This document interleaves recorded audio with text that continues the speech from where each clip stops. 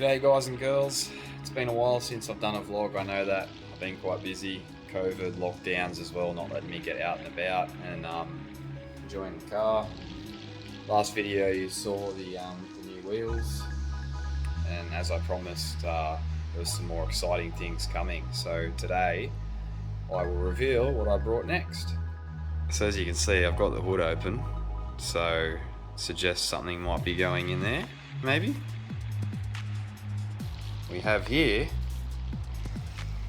a link ECU and some sensors. So I've been talking to a company in the States called Panic, and they've hooked me up with a G4X with their patch harness, some outputs, and I also got an air intake temp sensor. That's a flex fuel sensor with a boost solenoid. This will convert it from MAF to just air intake temp, which is more handy.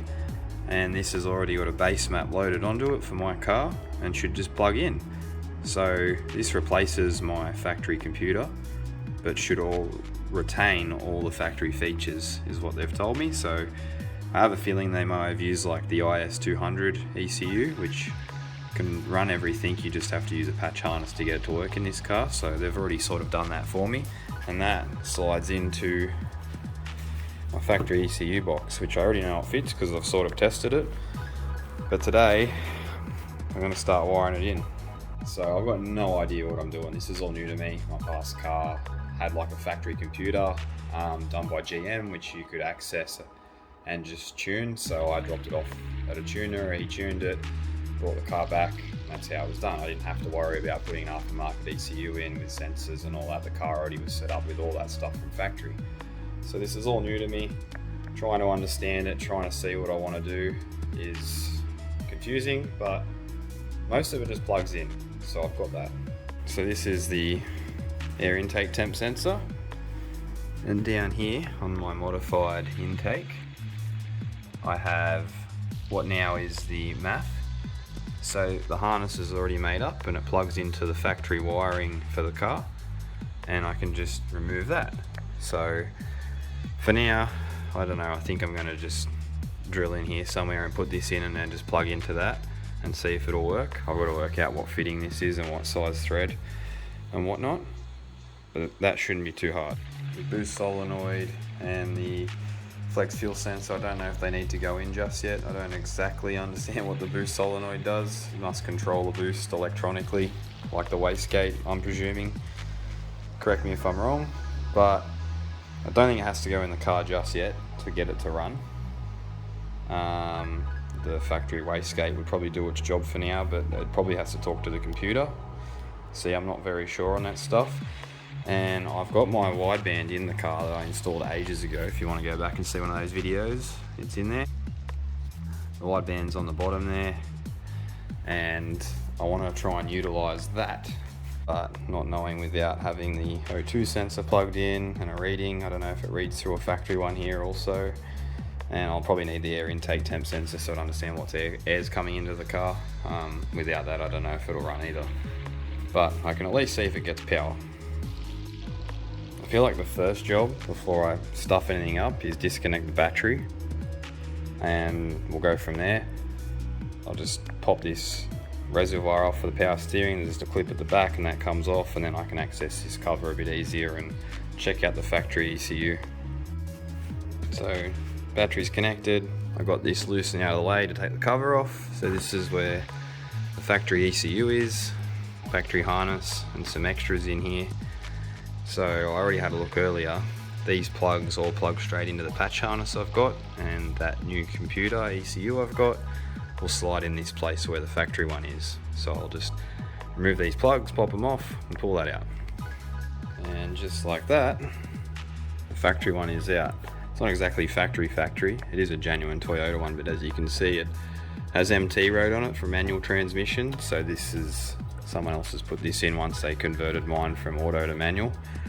So keep in mind guys that this setup's only good for a manual car or manual swapped car, because you need your factory auto computer to run your automatic transmission. So this will not work in an auto. It will not drive your auto box. So Only manual, guys. But just like that, 2 minutes and it's out, and now there's room for the new one. So just tempted to see if I can get power on it, and maybe plug the laptop into it and just see what I've got. I've downloaded the Link software to read it, and it might just bring up some numbers and tell me what's going on, and so I get an understanding for how these things work. And just like that, it's sitting in where the factory one was. I didn't put the brackets on it just because I think I'm going to have to pull it back out. That's like our vacuum line reference. That's for the ECU computer, sorry. And as you can see, it just plugs straight into that patch harness and keeps it very factory-like. And then I've just got like my two inputs or outputs. I believe they're inputs, and everything else is connected. So if I put the battery back on, I don't know, I might see this thing at least bring power if I connect it to a laptop and see if it connects. And easy as that, it's plugged in, I got the ignition on, and it's registered on the PC that I have a ECU connected. So it says online, I'm not logging, it's got some warnings about e-throttle and stuff.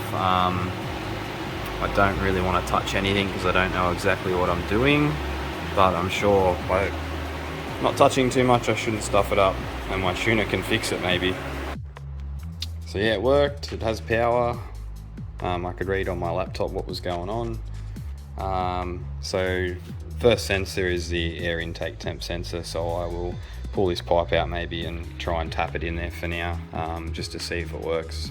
Eventually I'll probably get a new pipe made up and have like a proper spot for it, but I don't have that at the moment. So the MAF sensor works off of like air volume and flow, so these are very temperamental, and a lot of people have issues with the air not being straight and being turbulent, and this sensor reads inaccurate and the car runs funny. Mine's been running quite rich and has gurgles and coughs and splutters every now and then, so because this isn't factory, might be half my issue. It's very well made, it's aluminium. Probably a good chance to clean my potty too, it's a little dirty. And then being that it's aluminium and I don't have a tap, I'm kind of tempted to drill it close to this and then maybe just use this to thread into the aluminium, being that aluminium's very soft and this will be a lot harder. And then just using some like thread locker or something to seal it off. Should be enough for now.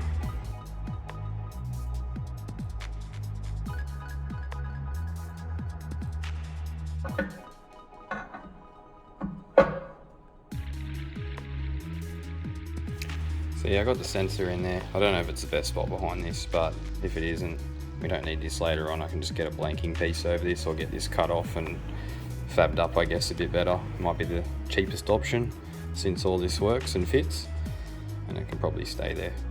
Anyway, I'll leave it, see what happens.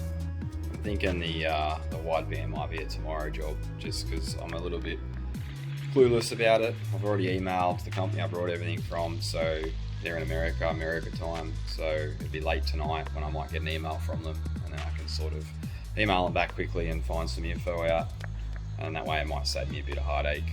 So I'll wait.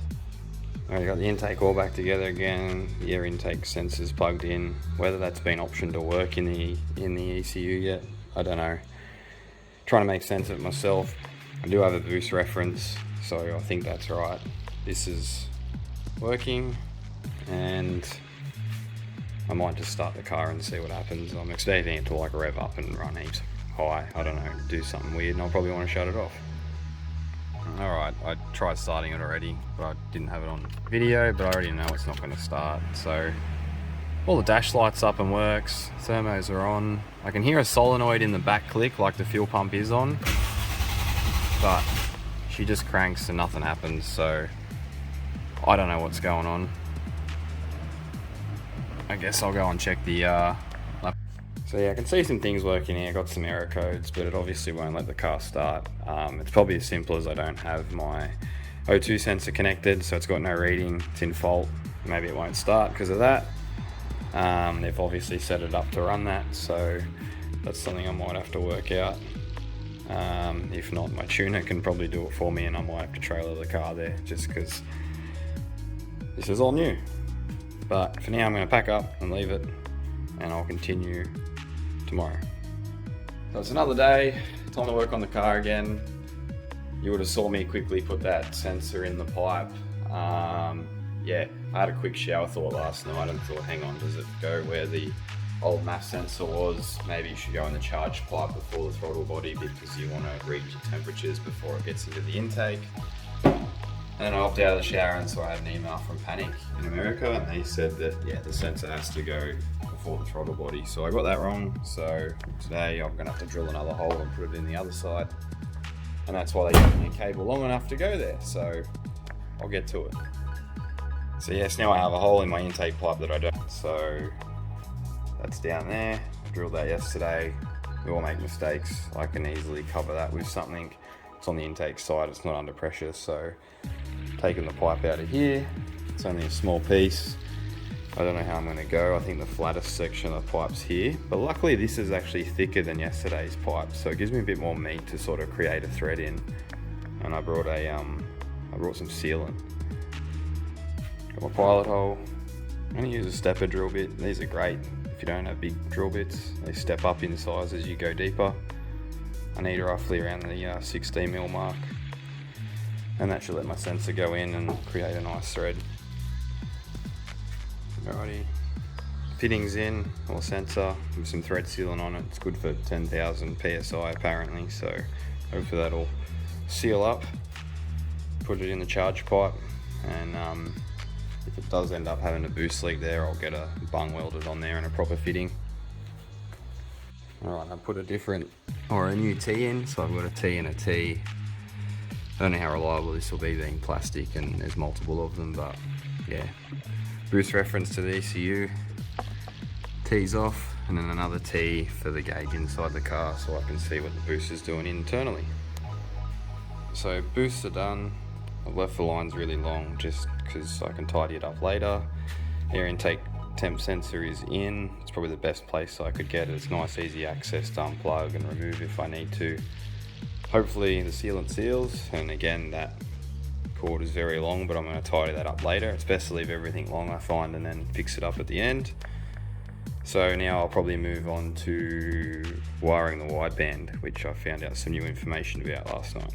So after talking to Panic in the States, they sent me an email saying that where I wire my wideband to from inside the car is just to the back of the OBD port. So they've like reconfigured the wiring so that 2 pins there, 5 and 7, is the 5-volt analog input and the sensor ground for that gauge. So I just wire it there, and that should tell the ECU what my wideband's reading. Alright, this is under my dash. This is a big concoction of wires and everything.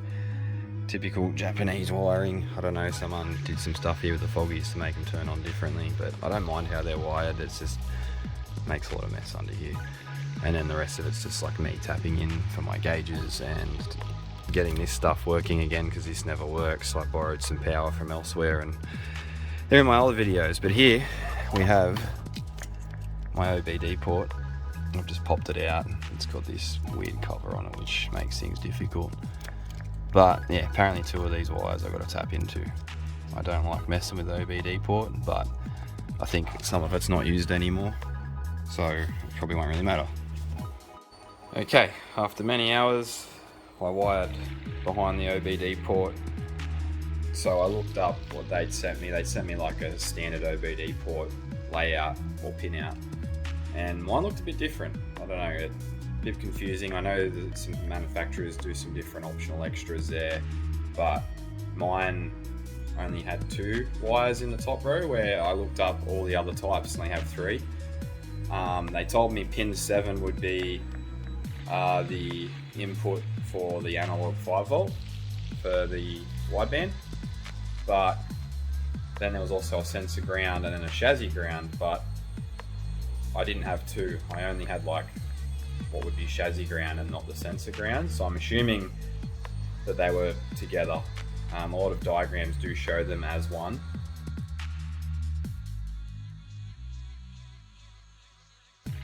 So I just took it as that. So it was a similar layout to most OBD ports, but there was a few variations there, or mine was slightly different to some of the other variations. I've sort of guessed. I hope it works. I don't know. I'm going to try and fire the car up, well, unlock the ECU, because because they've given me a code, and set up some sensors on the throttle, and we'll go from there. Alright, we're back on. It's plugged into the ECU. I've got to use my unlock code to unlock this and set up the E-throttle, I think, and pedal for now, and see if we get anywhere. Alrighty, I didn't film it because I'm by myself, but I did a little calibration on here with the throttle and pedal, and I tried to start it, and with about 5 seconds of cranking it actually fired and started and ran, but the throttle was like 100% open, and it just like revved right up and then backfired, probably because of so much fuel on cold start. I'm getting an error in the system where it says I've got my polarities wrong on the throttle sensor, so I don't exactly know what that means, so I might contact someone or maybe just reposition the sensor, because I did loosen this off once upon a time and move it, whether it's throwing it out or something, I don't know. You can see like my throttle's jumping around a little bit there. That's the position, and then when I touch this, just touch it, it goes max throttle. Like I'm not even turning the throttle myself, it's just, the sensor's so sensitive, it's been a bit odd. Played around the positioning of the sensor, didn't really change too much, it was very jerky and all over the place. So I ended up going back into the throttle positioner and redoing the test, because it needs you to push the pedal down and then hit OK, and then it tells you to release it, then you hit OK again. That's how it does the test. My cord for the computer isn't long enough to get in the car to do both at once, so I ended up just doing it from the throttle body, because this is where the E-throttle is, it doesn't have to be from in the car. And now it seems to be sitting at 14%, and when I rotate the throttle assembly it does what it's told. So maybe now it'll start. And yeah, because my thermo stays on the whole time while I'm doing the tests and I've taken a while, my battery's now flat, so I can't start it. Alrighty, charged her up, we've got power again. Let's see what we've got.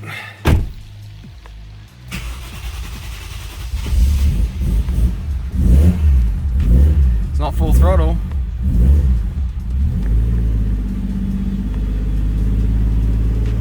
Wait for the gauges to come active. At 10. Rich as. Leans out with a rev. But I have to hold my foot on the throttle to get it to go anywhere. But at the moment I'm doing a log on the PC, so I might be able to send this data to someone and get some help.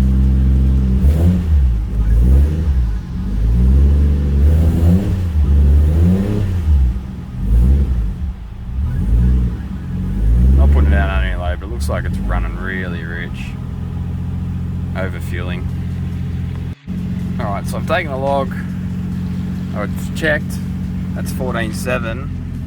And you can't quite see it, but we're reading the same on my laptop as my wideband in the car. And you can watch it all change. I know the revs. A bit hard to see, but you can guarantee that this is matching what's on my screen, which means I wired it up under here correctly. Back in the garage, just managed to take a quick roll around the block. It was like nothing. I didn't want to push it. I watched the AFRs, they were pretty good the whole time actually, and it seemed to like build boost heaps quick. The turbo was spooling heaps more than it used to. I'm not sure if that's because it's just dumping so much fuel and it's spinning the turbo up a bit earlier, but there's a few little things there.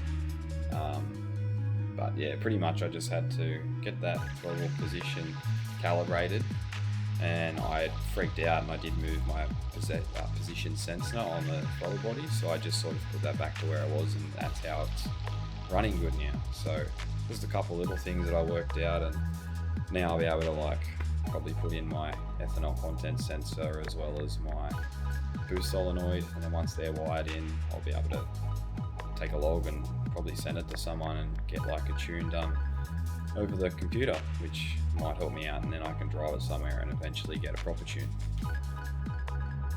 So the day was very progressive and satisfying, because starting the day I was very unsure if the car would fire and run, and if the fuel system turned on, if it got spark, if its sensors all lit up from factory, because that was all wired in another country, and I just had my doubts. I trusted their work. They've been very good to deal with. They've tested it on the exact same car before, so I was pretty hopeful, but then also still concerned. But I mean, the car runs, the dash lights up, everything, the aircon seems to work. Like, it's amazing. Full standalone computer. I'm happy. The link seems like definitely well worth its money. So I'll end this video here. I'll do some more touches with it later on, with the boost solenoid and the ethanol content sensor. They've put a factory Toyota plug on it. I'm supposed to plug that into where my O2 sensor, my factory O2 sensor was. It connects into that harness now, so that's how they wired it through that. But I can't do that because someone's cut the plug off and they've done their own plugs. So I got to probably email them and work out which ones are which and see if I can just plug them in that way. But anyway, thanks for watching, guys. Share, like, comment. Tell me all your info that you've got to give me that might make my life easier. Thanks. Looking through the diagrams for my wideband, which you can just access online. The CAN setup sort of seems like you need it to go through their AEM network. They have like another device and it's like on its own little system, I believe. I don't think you can just use CAN. Maybe you can, I don't know anything about it, but the analog 5-volt system seems easier for me at the moment. I just got to get another to go onto this little one here, and working out which wires which I don't know because they're not labeled. So again, all new to me, I got no idea, but I'm tempted just to stick this in the car and see if it fires up and I get a reading on my laptop.